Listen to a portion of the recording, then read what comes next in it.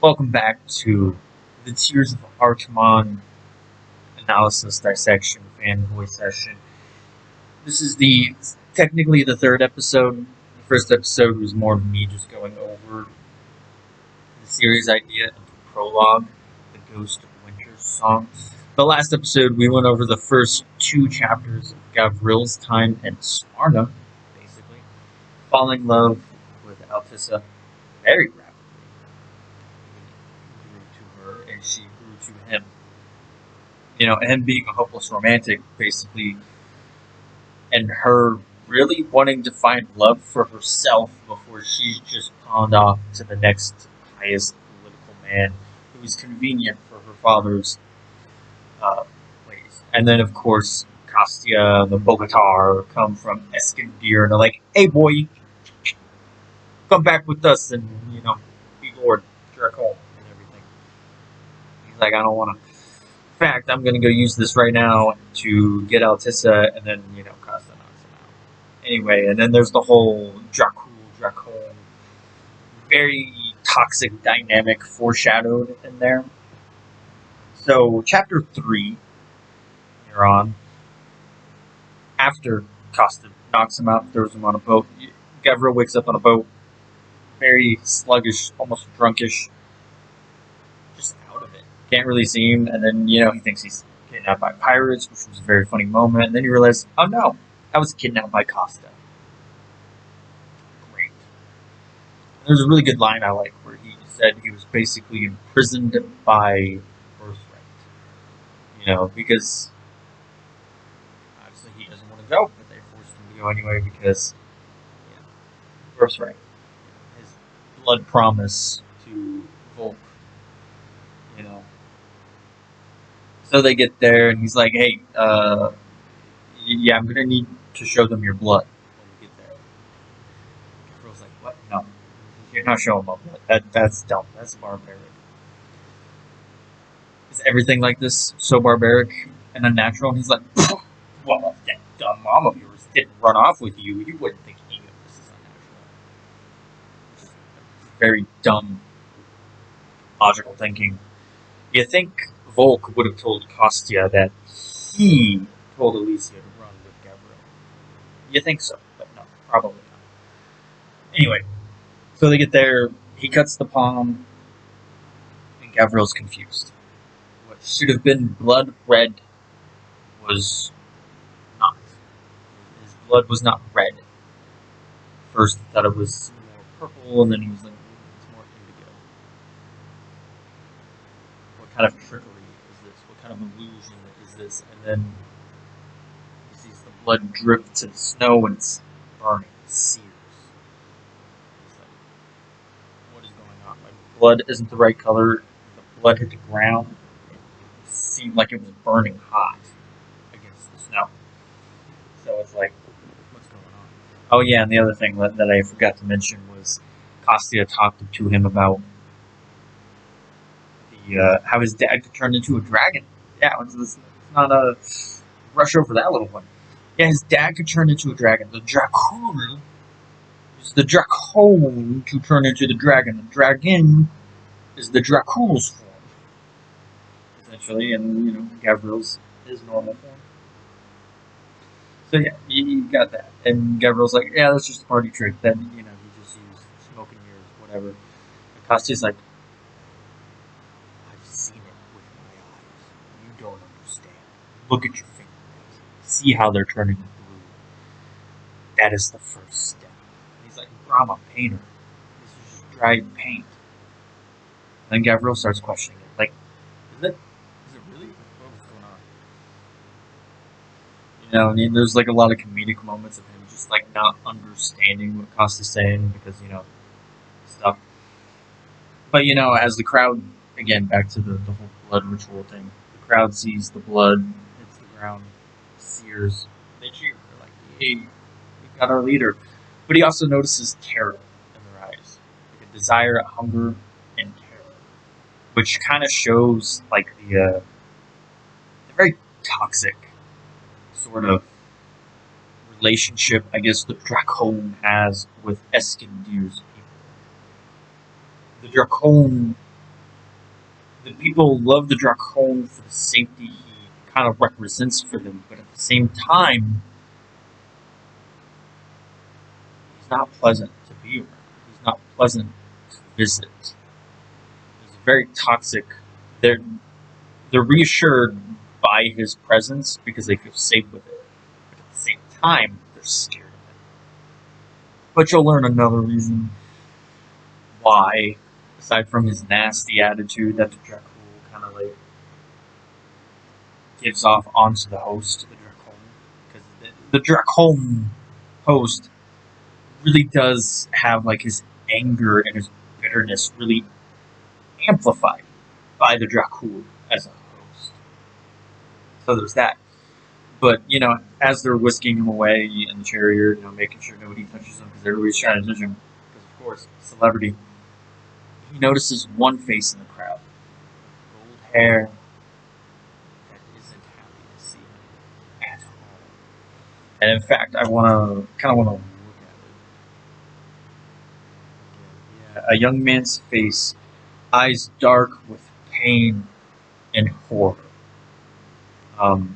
And that young man is the exact same young man Gabriel saw in his dream that the Dracul showed him the night before Costa showed up.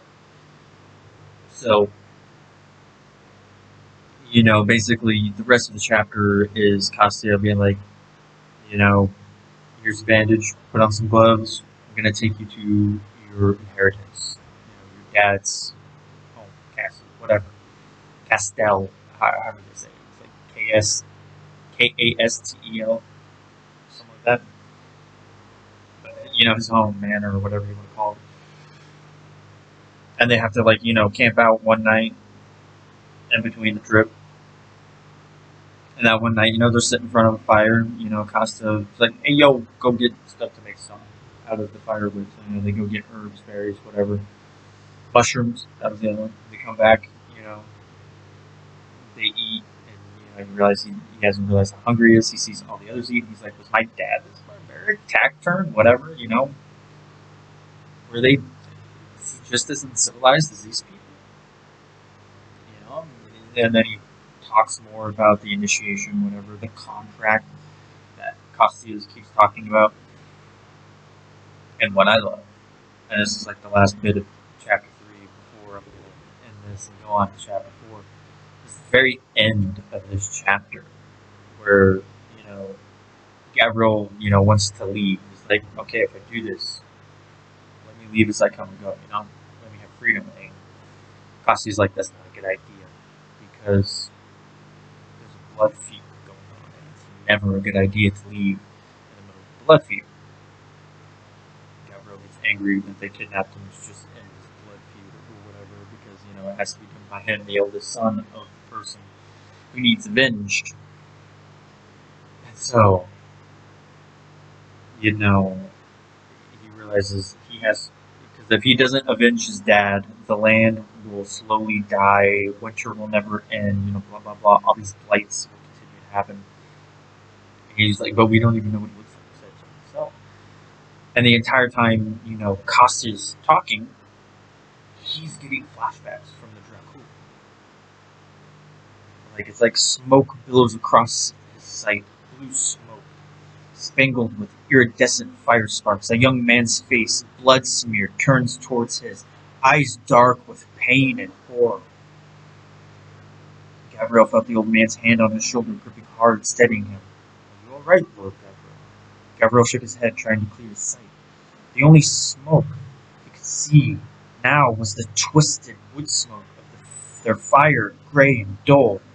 But no one knows who the murderer is. You told me so yourself. Dark eyes staring at him from the crowd at Arkelskoy. Okay.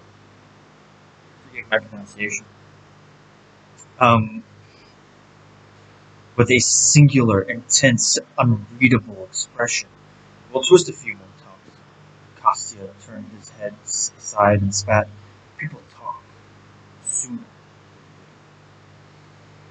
The acrid stink of chemicals, the phial of liquid, the father's shuddering cry. Who let you in?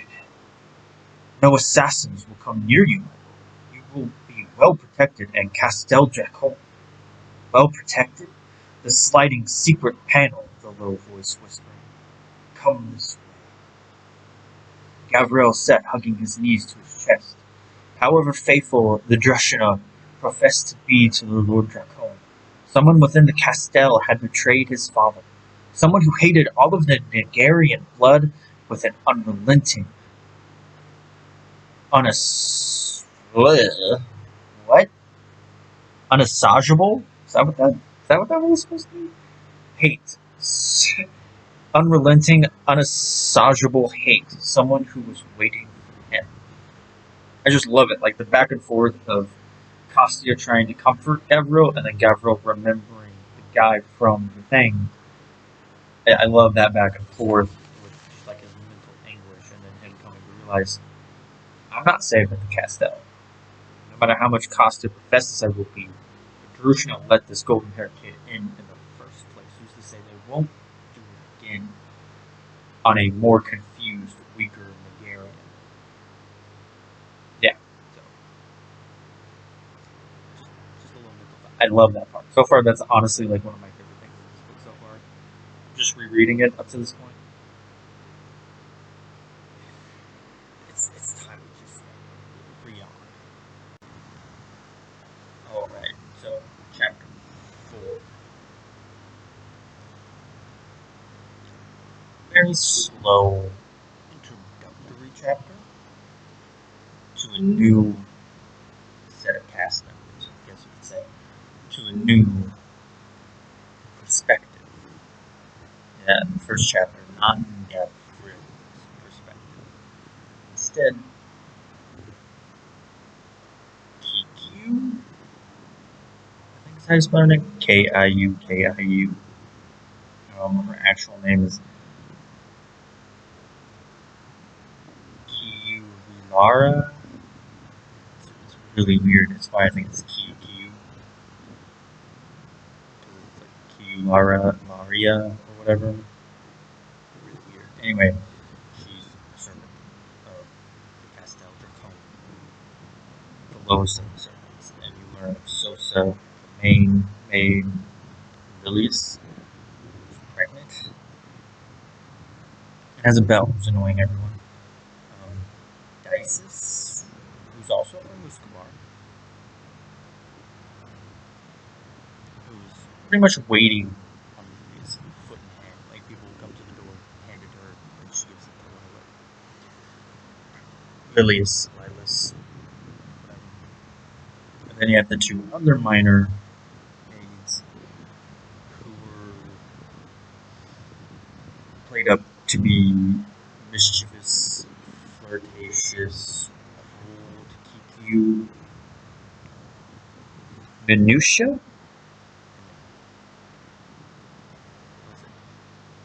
Ilsa? Ilias? I think it's Ilias. And the chapter's pretty much focused on just introducing Kikiu as a person, personality, how she feels looked over, she feels like nobody cares for her, she feels like the resident mess up, basically. There's a moment where she stands up to herself to Oleg, the butler. He's a little handsy, so to speak. She stomps on his foot. You figure out, she was a child born of rape, which is not fun. And all the derogatoriness that comes with it. You see everybody flutter in anticipation of seeing Gavril, because they're all young, except for Sosa. So they're all excited to see him and potentially flirt with him and see who catches his eyes first.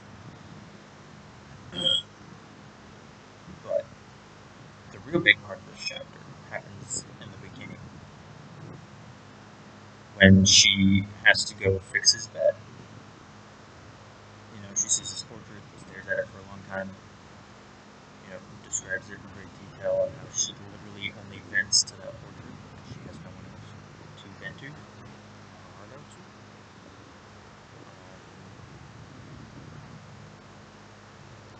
she goes into the room, Volk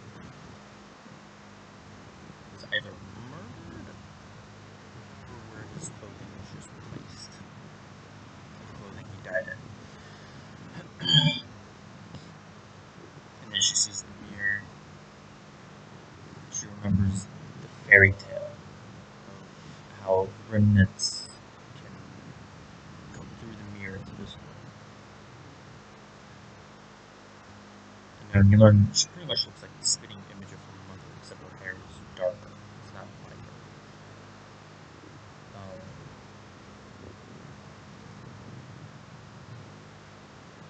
And then she hears a voice telling her to turn around. This is when you see her real name. Okay, we're just gonna look at the book. Because I can't say it Like off the top of my head, it's a really long, weird word, and I don't like saying it. It's really hard. Kirilaya? Kirilaya. Kirilaya. Kirila. Kirila. Pretty sure that's how you pronounce it. Kirila. But everybody calls her Q. Why I don't know. But they do.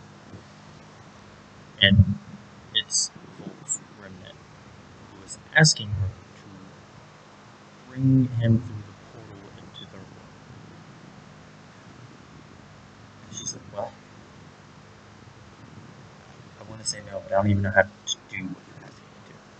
And he says, I need to warn my son, you have the gift to do this, to bring me through the mirror back into this world. And she's like, no, I do not. I have no gifts. What are you talking about? I'm just the resident screw. And then somehow he like sucks her into his world. Like she describes like this desolate, burning place. And he's like, this is where I am. Do you really want me to stay here? Kind of guilting her. And then bringing her through. She's like, still like, I have no idea. No, I dare it. And then like just go crashing down. And then next thing you know, she's out being waken up by so stuff. They're like, what are you doing? Q. Seriously, if you broke the mirror, that's like a monthly salary for you, dude. If your mirrors aren't cheap. Blaming her. But also being caring to a degree. But mostly blaming. There's still this care and thought and intent into getting her up and stuff. So there's that. And that's pretty much like the only really interesting thing that happens in this chapter is the whole Volk remnant, QQ moment after she fixes his bed.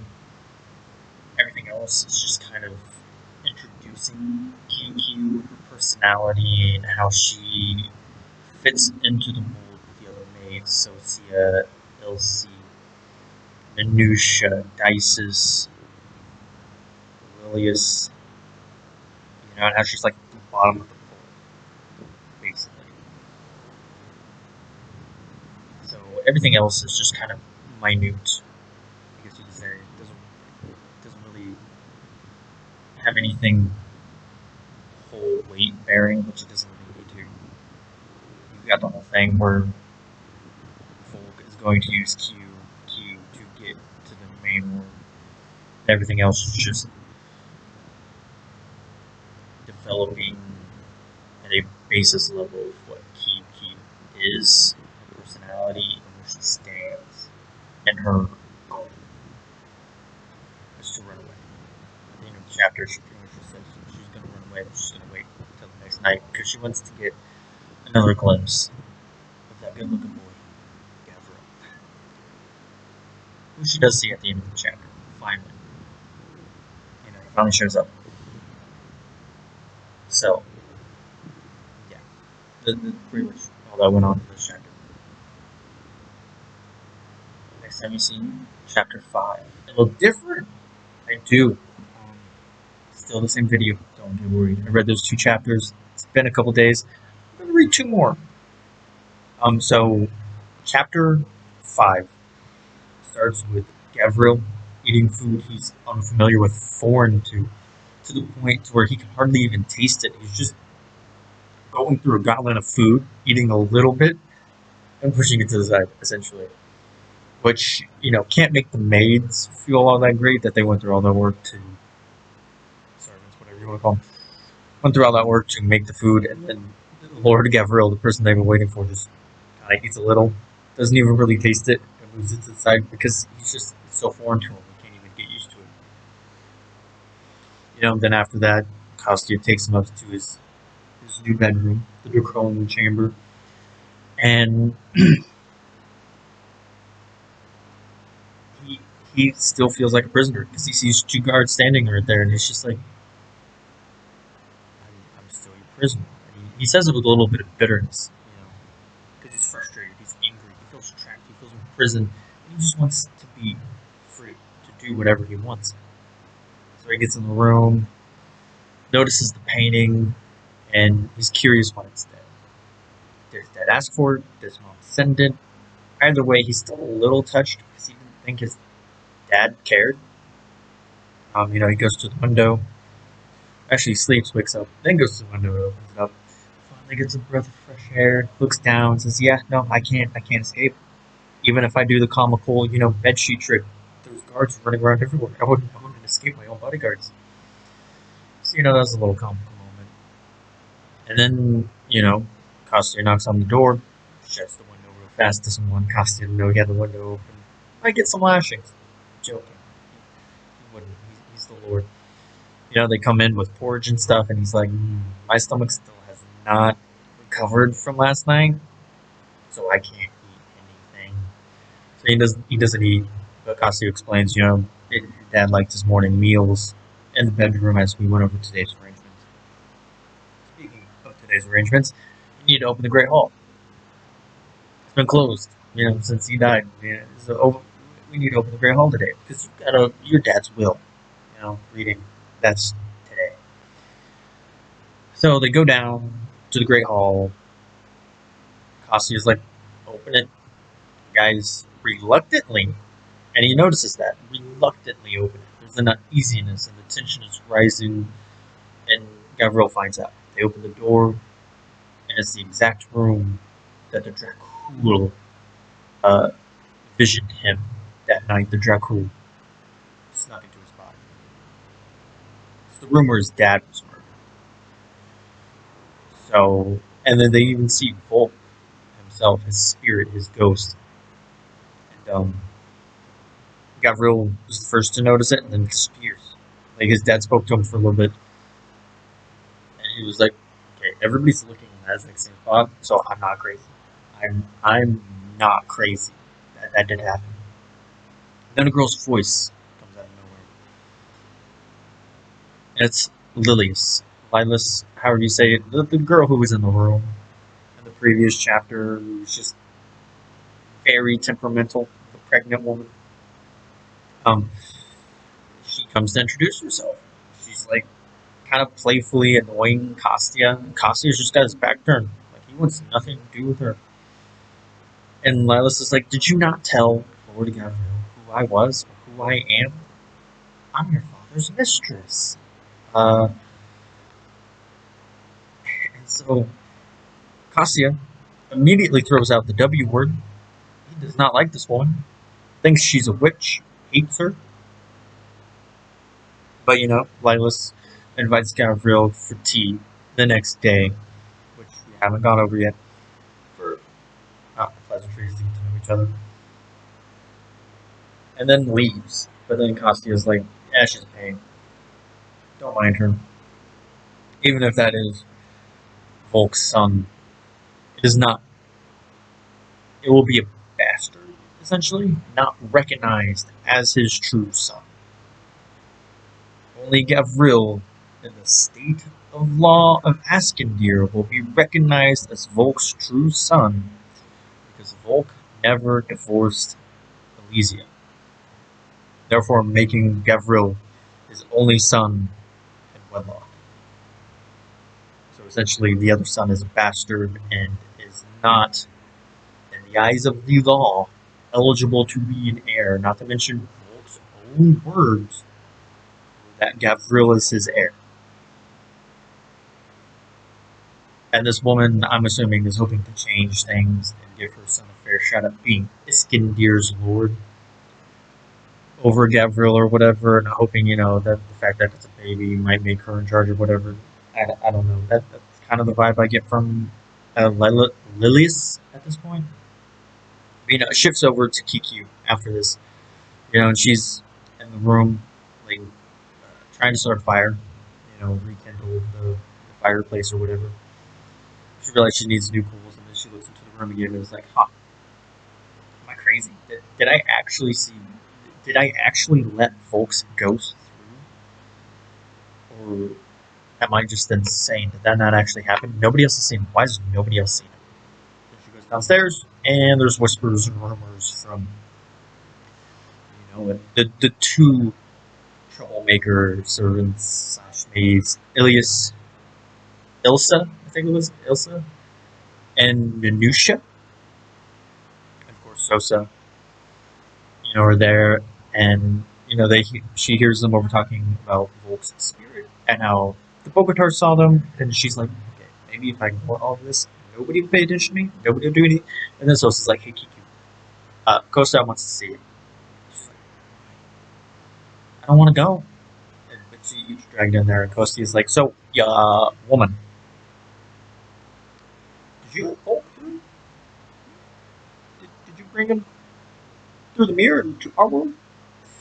She's like, what are you talking about? And then Cassia looks over at Sosa, she's like, she not know anything at all? So she's like, I kept my word. I have not said anything to this girl about her gift that you obviously never wanted her to know. And Volk, presumably. She don't know nothing. So, yeah, she doesn't know nothing. She can even claim that. She's like, I have no idea what you guys are talking about. And Costa's like, alright. But if I hear otherwise, there's going to be some ill events happening to you. He says something like that, too. Not verbatim, mind you, but he uses the word ill, which you don't really hear in that kind of context, but it still technically works and applies. So she's kind of freaking out, looks at Sosa. What do you mean? Sosa's like, girl, it does not bother or concern you. Technically it does, but she's playing dumb to protect Kiku. So there's that. And then it transfers back to the will reading where Gavril's kind of like, okay, whatever, read the will. So as typical, his money, his estate, his castle, basically everything left to Gavril. Everybody who works under him gets gets 1 gold for however many years of service. So if you work for him for 5 years, you get 5 pieces of gold. Kostia got his saber, his sword, which Kostia, crying about. Touched, obviously. I would be too. And last but not least, Lilius, his charming mistress. She was to get 500 gold and was given the choice of living where she is now in the West Wing or going to his mansion estate and Asgorod. I don't really remember.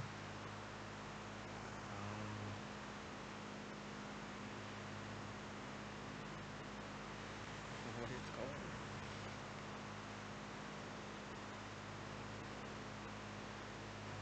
it's called?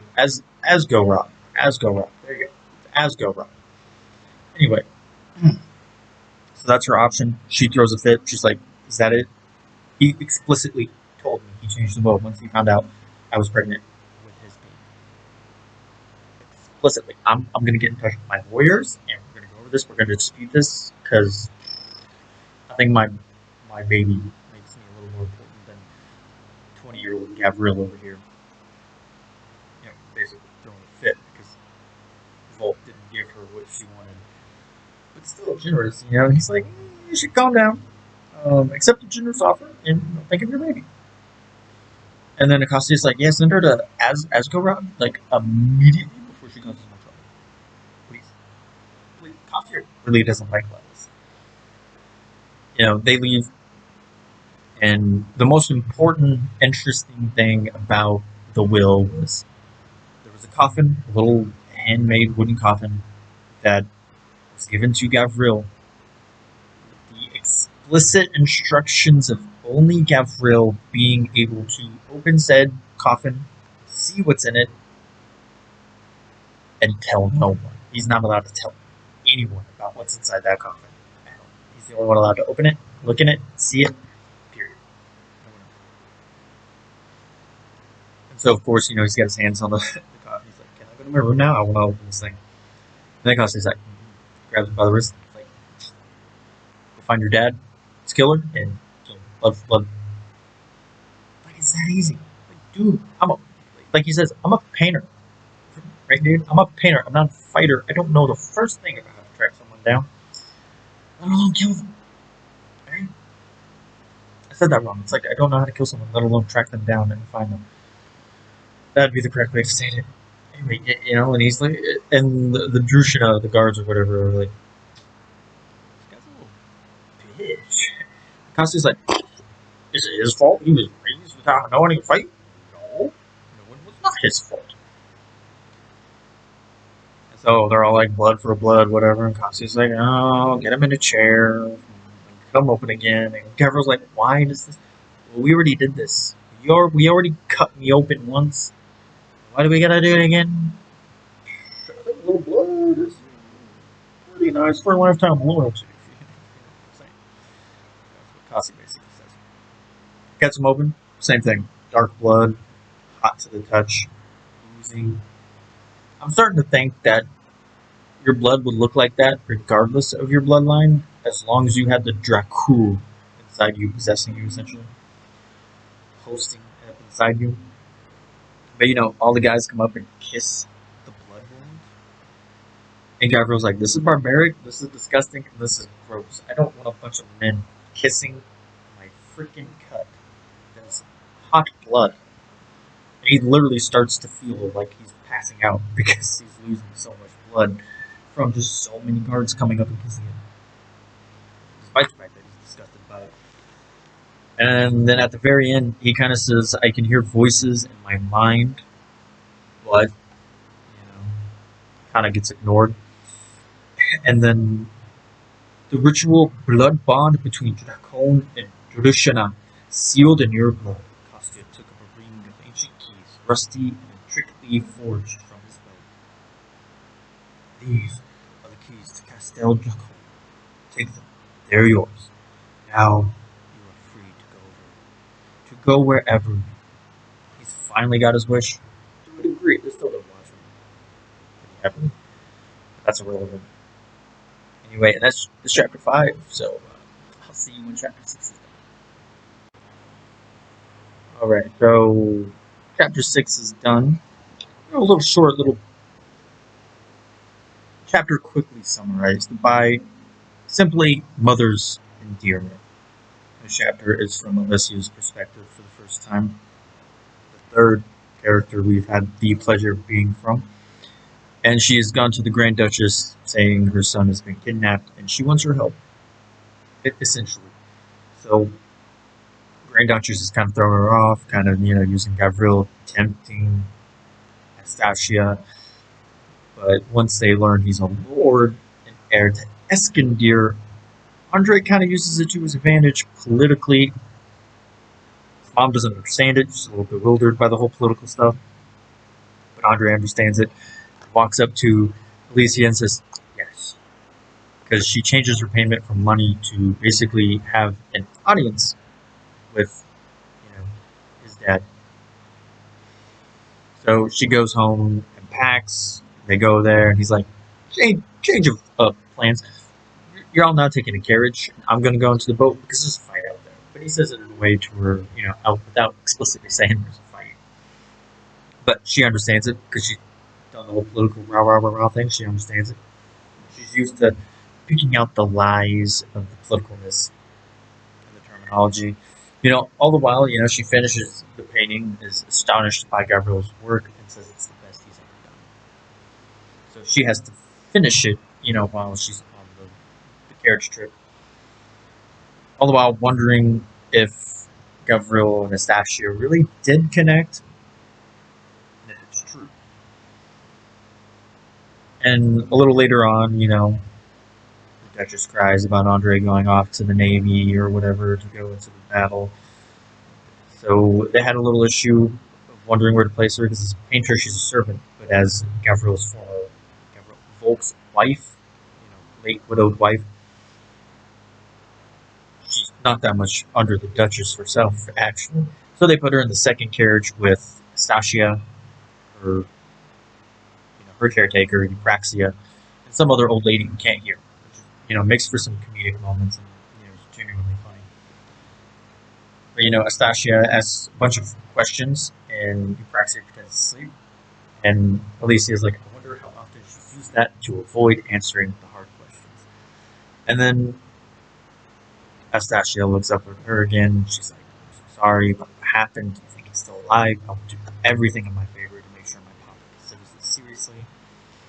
And at that moment, she actually, she kind of sees like she has genuine feelings for my son. I'm impressed. And, can't help but thinking if it's actually too late or not. Honestly, the chapter was really good. I loved this chapter. I always like Astasia. I think her humor, her behavior is charming. When her mom makes a comment about her getting with William or whatever the dude's name is, his name Eugene. It's Eugene. She makes a face behind her back. Thought that was cute. Alicia's like motherhood instincts taking over. Great, I love it.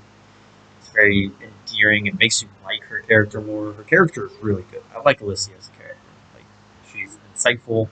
She's smart. She's not boring. Which is something that some insightful characters kind of fall into. That boring nerd type, kind of straight laced. Honestly, I love as much as you're made to dislike Andre in the first chapter, he actually is a likable character to read. Maybe not like in general as a person. He's a bit sleazy in that regard, using his status and stuff. But he's still an entertaining character to read. Alicia is a genuinely good-hearted character. Mother instincts in this book. The way she describes Gabriel as, somebody who can't leave his house without a sketchbook, always sketching on anything and everything, any paper he finds or whatever. Compulsive sketcher, which I can relate to. That's why I bought this, so I could sketch on the go anywhere I go. I'm probably going to buy more just so I have more after I run out of room on that one. And then Astasia, like I said, just a charming character. Grand Duchess, don't like her. She's not meant to be liked. She's just an old bad. But yeah, that's pretty much chapter 6. That'd be it for this episode. We read 4 chapters. Sorry for the 40 minutes, maybe. And I'll see you back with chapter 7 in the next video. Hope you have a great day. Remotely, you could see. If you like the video, like, comment if you will. That'd be super special. Awesome. Subscribe if you haven't. That really me out. Ta-ta. For now.